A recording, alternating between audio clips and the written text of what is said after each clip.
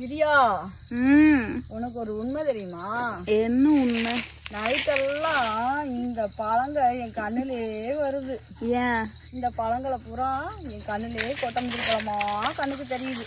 ஏமா நைட்டெல்லாம் தூக்கமே இல்லை. ஏன்? ஏன்னா நான் போட்ட காசு பூரா இதுலதான் கிடக்கு. 2.5 லட்சம் ரூபாய்க்கு மேல களவெட்டு கூலி கொடுத்து களை வெட்டி ரசகூலி எடுத்து பார்த்தா 10 பழம் தான் கிடைக்குது. இந்த வருஷம் தான் நம்மளுக்கு வெள்ளாம ஒழுங்கா வெள்ளையில கவுத்து விட்டுருச்சுல, எல்லாமே கருவி போயிடுச்சுங்க. பூவா எடுத்துருந்துச்சு, பூவோட கருவி போச்சு. இல்லன்னா கொஞ்சம் இந்த டைம் ஓரளவு வெள்ளாம நல்லாதே வந்திருக்கும்.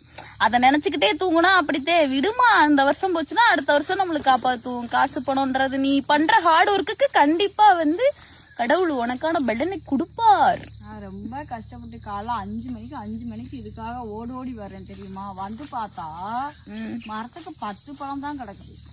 சரி விடு, இது இல்லைன்னா வேற எதுல நம்மளுக்கு வரும். மாங்காவும் கவுத்து விட்டுருச்சு, கொட்டை முந்திரியும் கவுத்து விட்டுருச்சு. சரி விடு, பாத்துக்கலாம்.